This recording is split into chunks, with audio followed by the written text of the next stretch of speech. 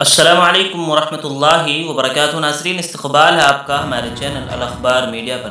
ناظرین، ایک بڑی المناک خبر سامنے آ رہی ہے۔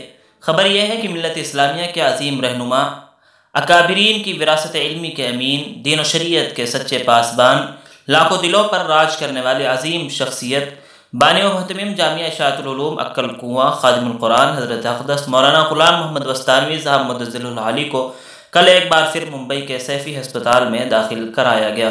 یہ خبر جناب مولانا حذیفہ وستانوی اور مولانا اویس وستانوی صاحبان نے بذریعہ واٹس ایپ یہ خبر دی ہے کہ محترم والد صاحب حضرت مولانا غلام محمد وستانوی صاحب علیل ہیں۔ فی الحال وہ ممبئی کے سیفی ہسپتال میں داخل ہیں۔ ان کی صحت کے لیے دعا کریں۔ ہم جامعہ سے وابستہ تمام لوگوں اور اپنے خیر خواہوں سے عاجزانہ درخواست کرتے ہیں کہ براہ کرم حضرت والد صاحب کی جلد صحت یابی کے لیے دعا کریں۔ خصوصی نوٹ: براہ کرم والد صاحب ہسپتال میں ہونے کی وجہ سے ان سے فون پر یا آمنے سامنے ملاقات کی کوشش نہ کریں۔